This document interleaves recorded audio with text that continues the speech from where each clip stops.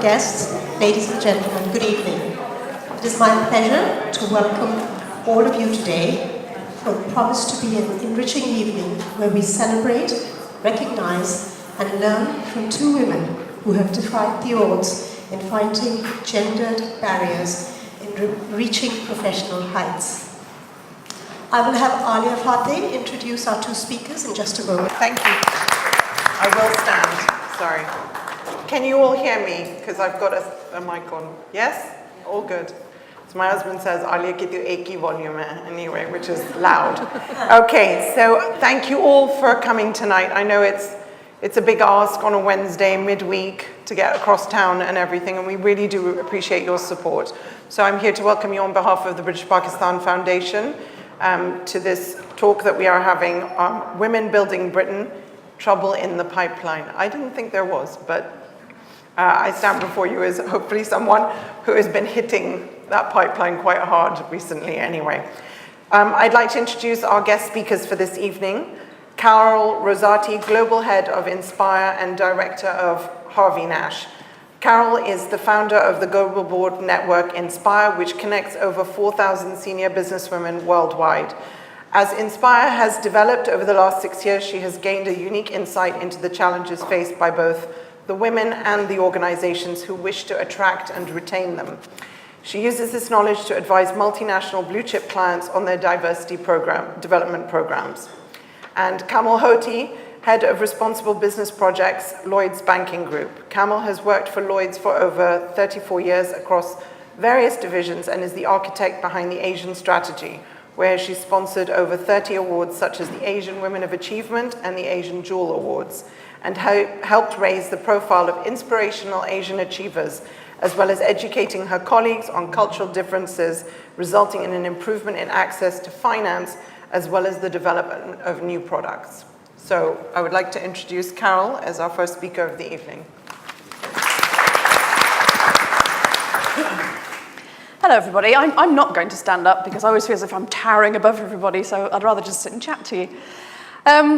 As you've just heard, I'm the founder of Inspire, which is now nearly 7 years old, and I'm a very lucky girl because I get to do it every day and be inspired by so many of the amazing women that I've actually met over the years. And I get to do it every day, as I said. Have I said that already? I have, haven't I? And basically what I've done is it started very much as a networking event twice a year. Originally I found 250 women to reach out to. That's all I could find in the whole of the UK. Now, of course, as you said, it's actually approaching nearly 5,000 now, so I'm getting there. But what I've actually done is it's more than just a network now, and it's more than just a 2-event-a-year job, because certainly, although I have spring and autumn, I go all over the place, all over the world, in fact, with events for different countries, and in fact going to Vietnam for our launch event in October. But one of the side effects, and one of the most joyous side effects for me, is it's actually altered the very DNA of Harvey Nash as a recruitment firm. And now the consultants are more than happy to actually take me out to meetings with their clients to talk about how they can actually improve diversity in their workforce, not just gender, but diversity in the broadest sense, which is actually very, very important to me. When I actually go and see them, I talk to them quite often about the diversity triangle, and it's a very passionate thing for me because I truly believe that there are 3 sides to the story. There's the search firms, there's the businesses, and there's the women themselves.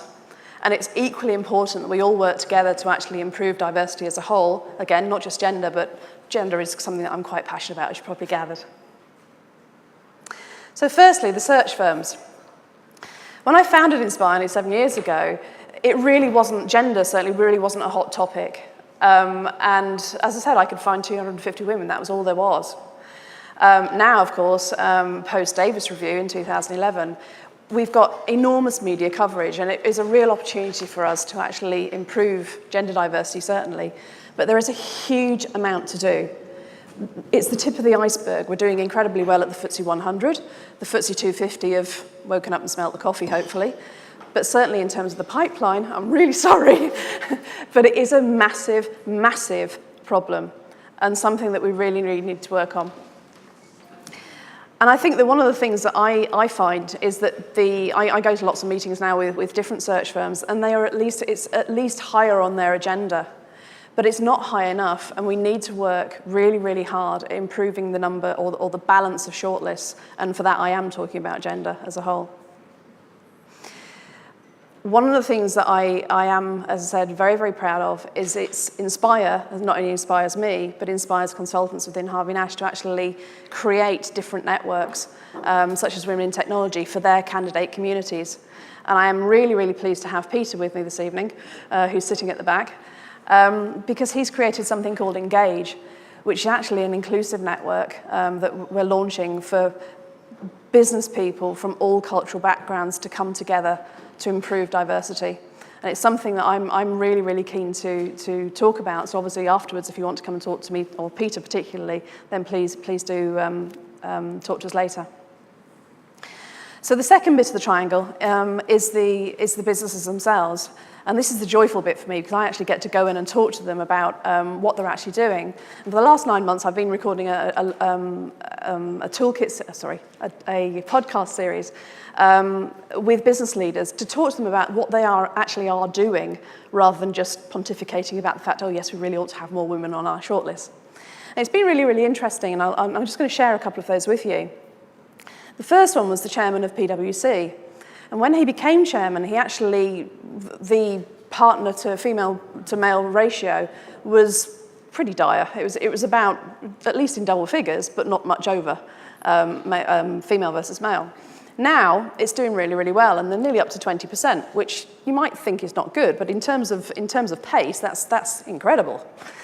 What they've actually done, he talks about leveling the playing field, and he trains everybody who recruits to recruit differently, to actually engage differently and communicate differently, because what he actually realised is that men and women do communicate differently, which I'll come on to later.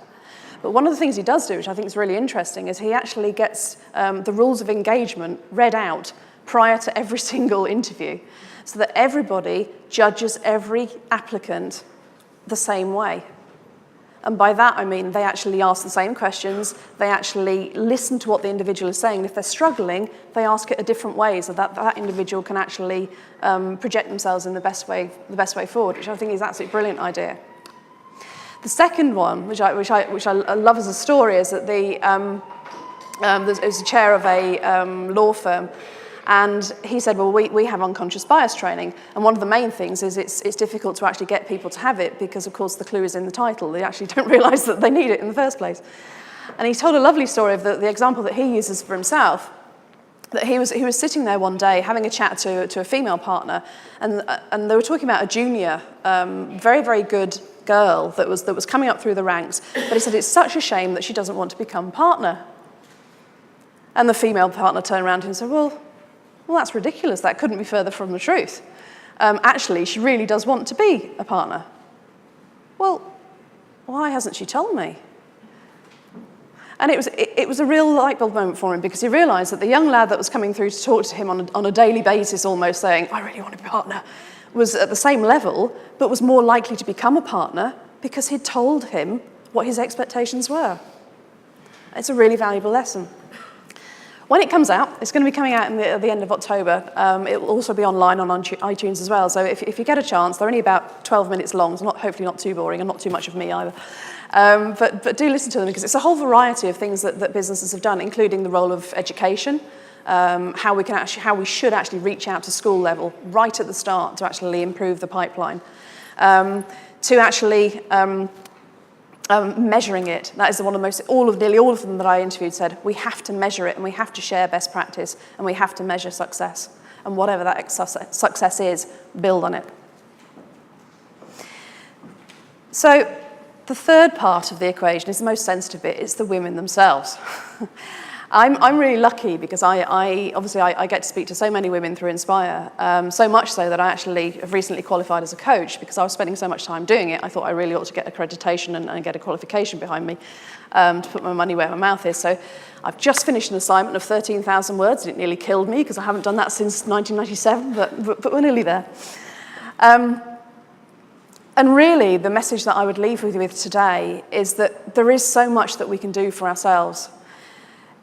in terms of the fact is, it's still a male playing field. They own the playing field. And if we actually want to play on the playing field, we have to learn the rules of engagement. And I always say to audiences, I celebrate the fact you're a woman, embrace the fact that you're a woman, but we can still learn some techniques that we need to use. The main ones being, we need to communicate more directly. We need to celebrate our successes, and we need to tell people about them. We need to learn how to blow our trumpet very, very loud and not feel ashamed of it, apart from anything.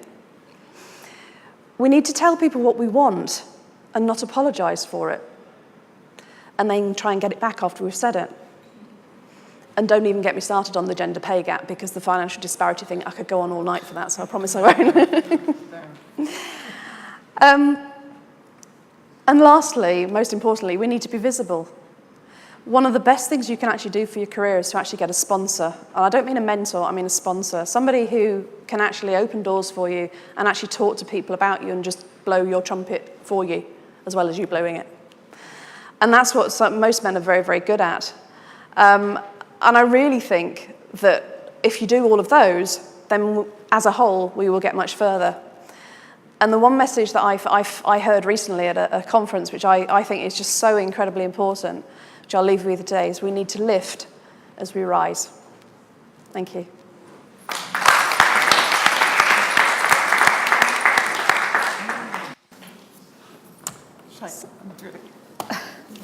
And now we're going to hear from Kamal Hoti. Right, thank you.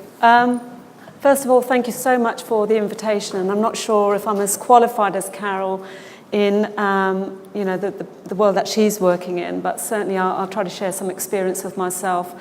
And in Lloyds Bank, just last year, we committed that by 2020, 40% of our senior women will be, senior positions will be led by women. So it's a huge target for us, but I'm glad we've got it in there, and every year we now have to provide a proof point against that target, so at least it's one step forward. But what I want to do is actually just walk away from the stats and the official targets and challenges in the pipeline, but actually relate it to more ourselves in the Asian community. So what's our issues? So what's stopping us breaking those glass ceilings that Carol's been talking about? Like you, Carol, I mentor quite a few women, and a lot of them constantly ask me, what's success? How can you be successful? For me, that word actually is a bit like when you say beauty is in the eye of the beholder. So you might think you're beautiful, but somebody else might have a different opinion. So success for somebody might be in one place, might be about salary, it might be about position. For somebody else, it might be purely that I have a job that I can balance, so I can look after my children at the same time. So I think it's very, very important as women, we really understand when you say you want to be successful, what does success actually mean for you? So you don't just get on the same bandwagon just because everybody else is on that same conveyor belt. Especially, I think, for the next generation, they think, right, they have to go to university, they have to have a career in the city, they have to do this, they have to do that. But actually, do they ever stop and think, what is it actually that they want? And how do they get there? So to have a real clear goal of really understanding yourself, I think for me is really, really important, and hopefully that might help. So for me, I've been in Lloyds, as you said, 35 years. For the first half of my career was totally different to my second half of my career. It's the second half of my career when I'm older and wiser and uglier that I think I managed to do what I want to do, which is actually have a role that I love. I want to actually do something, make a difference. So I don't want to leave a position that actually I've just become a number. So whatever job, so for me, it's not salary that drives me, and it's not the grade nor the title at the moment, but it's actually the project. So when I do something, I want to make a difference in my company that actually will have a footprint that goes forward. I'm so proud, like yourself, I started the Ethnic Minority Network nearly 15 years ago within Lloyds, because when I came into head office, all I could see was white, grey-haired men and hardly any women, let alone Asian women. So for me, that was important. And I think you have to really understand what inspires you to get out of bed, what do you want to do, and what do you want to leave behind you. But also for me, what's more important, and more important than my career, is my family life. So can I balance what I've been brought up to be? So, my mother brought me up, you've got to get married, you've got to be a good daughter-in-law, you've got to be a mother, and all of those things. And actually, that is more important to me. So trying to find something that actually allows me to balance what it is important to my life is actually key. So what I find is when I'm nurturing young girls and they have this fixation on having this career, and they are very successful, they're much more educated than I ever were, going to universities, coming back. But then slowly what I've seen that mentoring and that coaching is slightly changing as their age develops, and they've lost sight of where their personal goals are. And all of a sudden, I think you and especially mothers will understand this when they're reaching their 35 years and 40 years and they're coming back and saying, Kamal, oh my God, I want to get married and I can't find a boy. Mum and dad are having a right go at me.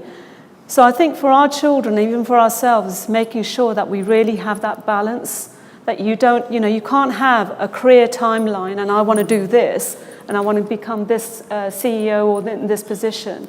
But make sure that you have a line underneath that actually says, actually by this age, I'd love to get married. Do you want children? Or whatever that ambition might be, to make sure that they go both in harmony. Because trust me, you may be able to have it all, but somewhere along that line, you have to give up something, or you have to put something on the back burner. And so, all the time, yeah. So either when you're a mother and you're pregnant or you have a child, is to make sure that you're in a position or you're working for somebody or you're working for an organization that totally respects women that are going to be, you're having the married life, and you've got a child, and that you go back to an organization that will respect that. So that then you don't get bitter because, oh my God, I can't do the job because the job's so demanding. I can't be a mother because, the demands at the home. So you make an informed choice. I want to be a mother. I'm going to go slowly reduce my life at work so I'm actually in a position I'm good at what I'm doing. So I think it's important that you balance and you make that informed choice. And then once your child or whenever that child is ready, and then you can actually escalate your life at work. One other thing I would say is not to judge your own timeline against somebody else. So Baroness Verma is sitting there and she's constantly hounding me, why aren't you this or why aren't you that or doing this? And I know actually I never went to university. I've got a baggage at home which I'll share you in a minute. But actually, and then I see somebody else who might be of my age and they're a much more senior position than I am, is actually everybody's got so many different experiences. You might have so many different responsibilities at home, different education work streams, different wealth, that you may come from different backgrounds. So why get bitter and compare yourself to somebody else who may have a different journey to yourself? So just be passionate about what you are, and believe in where you are going, and know that you're doing the best you can do. And sod what anybody else thinks about that. You should be proud of where you are and actually believe in what you are, and stop comparing yourself to somebody else, especially from colleagues from different backgrounds to yourself. You can't compete, on that same playing level. But actually, if you know where you're going, sometimes actually what you say, be proud of who you are, be proud of the skin that you're in. We can bring so much more to the corporate world. We know so much, we juggle so many different balls. So I think there are different ways of actually escalating yourself maybe down the line. So just bringing that back to myself, as I said, my parents didn't let me go to university. I came home one day. I was working in TSB as a cashier, and Dad and Mum, they were going to go and see a boy for me. 2 hours later, you're going to get married in 3 months' time. I was 19, no picture, so I didn't even know who I was marrying. And there I met this guy, married to the middle brother, to a family who were very, very nervous because the women didn't work. So they knew nothing about banking, and we're talking about in the 70s, by the way, where women didn't really have a career. And there was a threat that if you brought your Western culture home, you have to stop working. And I remember on my wedding night, and I'm not going to get dirty, by the way, but I remember on my wedding night, a very innocent 19-year-old, I thought my husband was going to start singing Gubby Gubby to me any minute. But instead, my accountant husband brings out this graphic 5-year plan and saying, right, where are we going to be in 5 years' time? Now, I'm not joking to you. I had a 3-hour lecture of how to behave, how to respect his family, what role I played in the family, and the words were, even if you have to act like a servant, that's what I expect you to do. Now, that's what I was brought up. It was fine, and I smile about it now, but actually, to be honest, it was the best thing he ever did. 32 years later, we're still married, and we still do that. He still gets out that graph. And where are we going to be in 5 years' time? My son just got married 2 weeks ago. And they're coming back from their honeymoon. And it's like 5 years' time, right? 35 years in banking, 40 years, am I thinking retiring? I'd love to be a grandmother. So I have a timeline that I can map to my children. My mother-in-law still lives with me. So I've got a huge challenge coming. I'm going to have 3 generations living in one house. So how am I going to cope? So, you know, at the end of the day, you have to actually map your own timeline and what makes you proud. And for me, I'm proud if my mum's looking down on me, bless her heart, she passed away. I've delivered what she wanted, which was look after my mother-in-law, be a dutiful daughter-in-law, and I hope I'm delivering to that. I'm proud of my children for what they've achieved. They lived in this culture. They're educated in Britain. They see themselves as British Asians and British, Indians, but they have this, they don't see themselves as any boundaries or challenges, but they're very, they joined their father's business, and they want to take it to another level. So they don't have any barriers, which I'm delighted about. But the fact that they're still living in this culture of ours, and they have that foundation of my mother-in-law there, providing that support, and a mother that actually now, my biggest sponsors are my children, my boys, who encourage me every day, Mum, go for it. Go and do this. You can achieve what you want. And what I'd love to do is be able to give that to my daughter-in-law and not be the Jekyll and Hyde that I had to live, which was, the Wonder Woman act of not the skimpy outfit that she did. I don't know if anybody remembered Wonder Woman. But it's changing into the salwar kameez at home with a sink tied to my breast. But so I think the women in the future, our next generation, have a huge opportunity that they can actually achieve whatever they want. But at the same time, I hope they can balance what they want really in their personal life as well and not lose sight of that. Thank you.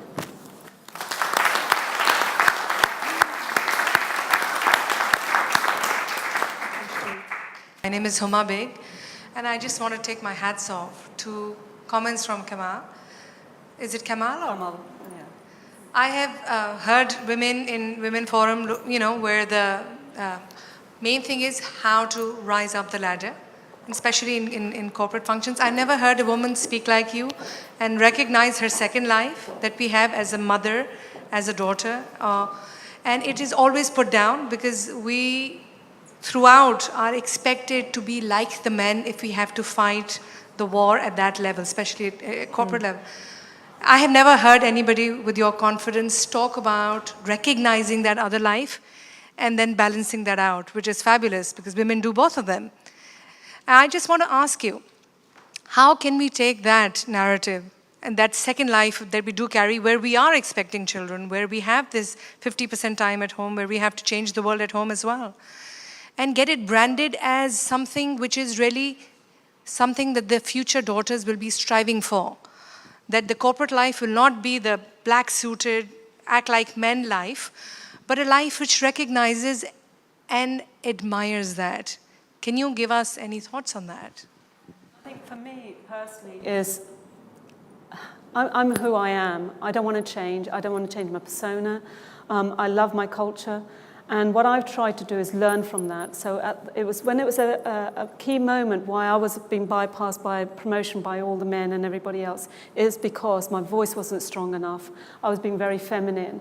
That's what we're brought up to be by our culture, isn't it? And you bring that persona to work. But actually at the same time, when as though you're looking through a different lens than the men are, and you think, actually, I can balance so many balls. I'm doing all of this balancing act. And actually, I'm influencing my family at home. I'm influencing people at work. So there are so many skills I think we have, but we don't recognize them.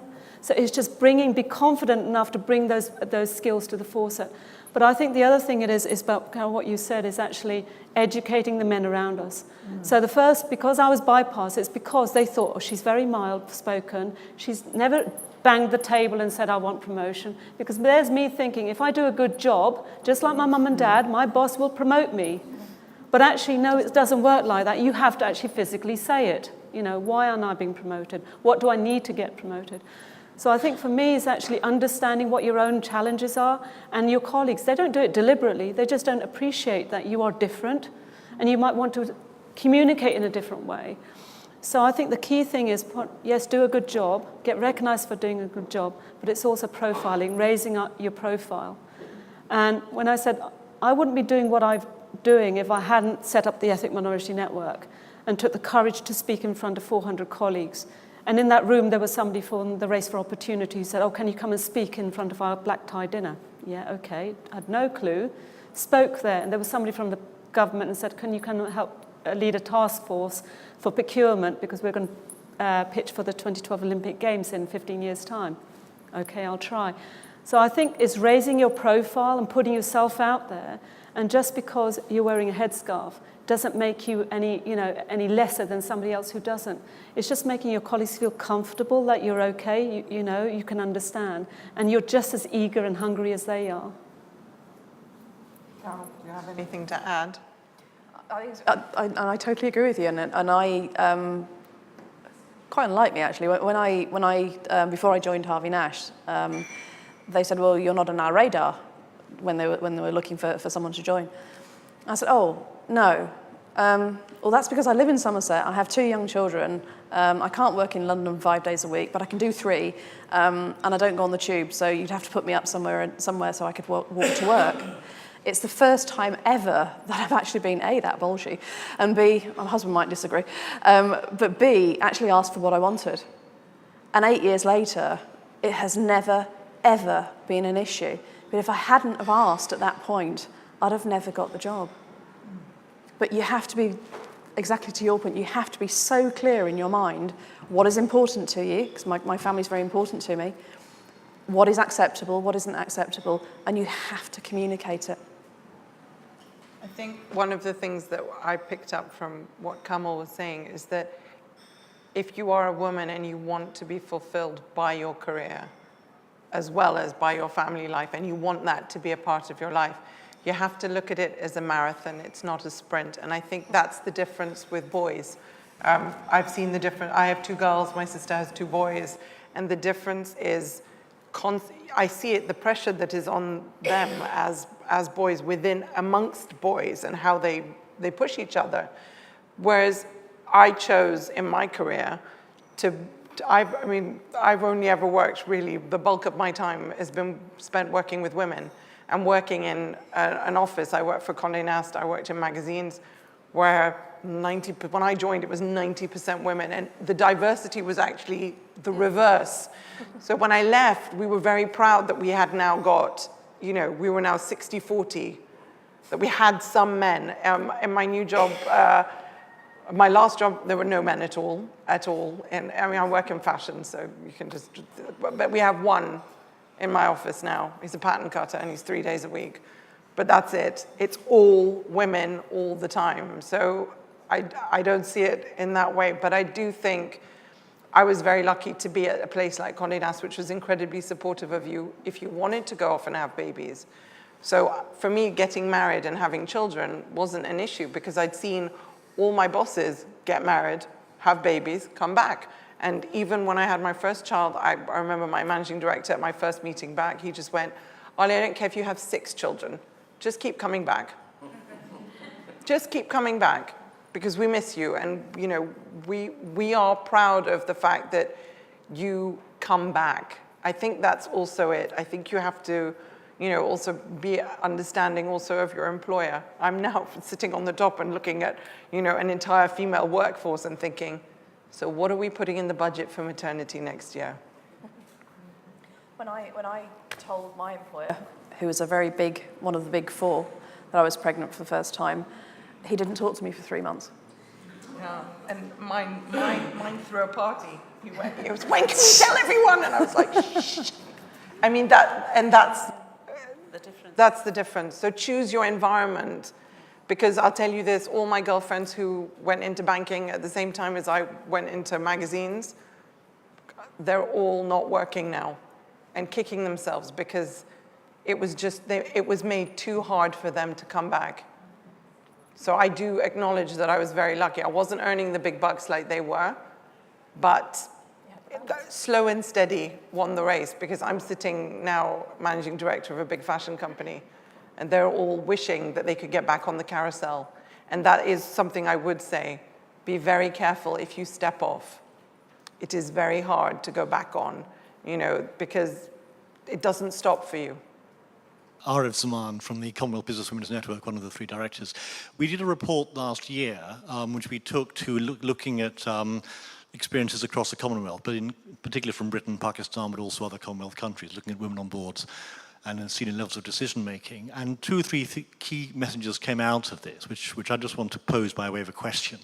One of them, and it was just touched upon a moment ago, the importance of sponsorship as opposed to mentoring. I mean, you've talked about specifically sponsorship, by other women, but I think there is certainly, it was very interesting, we had 30 ministers of women from across the Commonwealth last June in a room, and this is one of the things that really got them thinking around the importance of sponsorship. The other question is around visibility, media visibility, and one of our recommendations in this report, which is freely available, which we did with the ACCA, was to say, well, media visibility helps.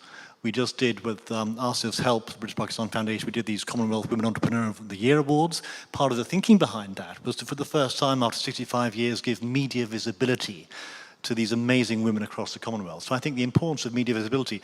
But the third thing, and this is why, Carol, I'm very pleased to see that you're here, is if we don't get these people in the room, the headhunters, it's a waste of time. And one of the things that we are now doing is we're working with the Association of Executive Search Consultants, which is the global professional body for Carol's organization and many others, to crack that number. And you know what the number is? It's 80,000. That's the number of people on the Headhunters Global Database. How many women? 8,000. How many diverse women? Much smaller than that. So I think there are big opportunities about working with headhunters, looking at sponsorship, and around looking at the visibility. And I just want to draw upon your experiences to see if you can connect to any of those. Carol, do you want to? I think there are, especially, well, can I just draw on social media? So LinkedIn, for example. I'm on LinkedIn. Have I really actively used it? No, because I don't have time. But yet, I've got so many people wanting to be linked into me. I think there are ways of actually raising your profile outside of your organization. But I think it comes back down to if you're actively wanting to be approached by headhunters, you have to make yourself known that you're available and that you're keen. And I think by going to coaches or people like yourself and actually laying it out there, and I think there's no harm in actually sending your CV out. You can only say no. So I actually encourage all my people that report directly to me is actually say, go for interviews, because it's a great way of learning from yourself and just being ready for the next step. So I think we have to be visibly and physically actually demonstrating that I'm keen. And if you don't do that, nobody will know you. It's an interesting point. I mean, I having done Inspire, I think Harvey Nash is a very different place now than what it was 6 or 7 years ago. And as I said earlier, it's had a fundamental impact on the DNA of the business as a whole. And I'm very proud of that, and I'm very proud of them, because they really, really do get it. They embrace diversity, and particularly gender, because I'm rabbiting on about it all the time. I think that there's an awful long way to go in the search business as a whole, the search sector as a whole. And some of them have only just started. Some of them are really only just aware that there's even a problem of having all male shortlists, which is abhorrent to me personally, but there you go. And I think that that particular issue does and has been raised in terms of the new enhanced code that's coming out in a couple of weeks' time. Though interestingly, and I shan't go on my hobby horse, but interestingly, the code specifies that the firms that will get the kite mark are the ones that actually recruit women into the FTSE 350 and only. And by the very nature of that, well, the FTSE 350, the chairman will only go to the largest search firms, because obviously they want their next chair role as well. So there is a problem, there's a cartel in effect. So there is a secondary kite mark for those firms who actually do the work in terms of actually create the opportunities, coach the women, actually bring the women forward, regardless of ethnicity, so that we do actually improve the candidate pool. To me personally, that's actually the more important kite mark, because it means that we're actually really, really impacting on the future of the pipeline. From a sponsorship point of view, I would say, yes, it is important to have sponsors. I think it's different from having a mentor. I think And I think sometimes when people come up, I have a lot of people who do come up to me at events and they'll say, I would really like it if you could mentor me. And I find myself somewhat, on the back foot because but I don't know, how could you want me to mentor you if you don't know me, really know me? And I think that within my organization, I should be watching the women that are around me and seeing where they're falling behind and allowing them to sort of have a chance to step up their game. I've stepped into a new role in the last month. And one of the things, I've gone from something which was quite small to something which is much bigger, which is, I'm answerable to a board and private equity and all of that kind of stuff. And the one thing they said to me is, how will you deal with, those people who don't want to get on board with where you want to take the company? And I said, I have to lead by example. So if everybody sees the way I work and gets excited by that and wants to be on that bus, they'll get on. If they don't, they won't. And eventually, they'll find another job or they'll move on or whatever. And sometimes the most difficult thing that you can say to somebody within your organization is, maybe this isn't the right fit for you. It doesn't mean that you're not great at what you're doing or whatever, but the way this company wants to go and where we want to vibrate at a certain level, if you're not willing to get on board with that, maybe it's better that we look together to find you something which is a better fit. And my sponsors have both been men all the way through my career. So I have not seen women at a senior level pull people up in a lot of ways. It is still, and I think maybe that's from the publishing fashion thing where it is still that. I mean, the Devil Wears Prada, it wasn't really fiction. I mean, it was based on something. And I do believe in Madeleine Albright's, there is a special place in hell for women who don't help other women in the workplace. And so one thing that I think we're past that. I would like to hope that we are past that. The big shoulder pads and the meanness and I want to be queen bee and make sure no one else comes up. I think it's done, and I don't think we should ever think about encouraging that ever again. But yeah, just by chance, both my biggest sponsors have been men.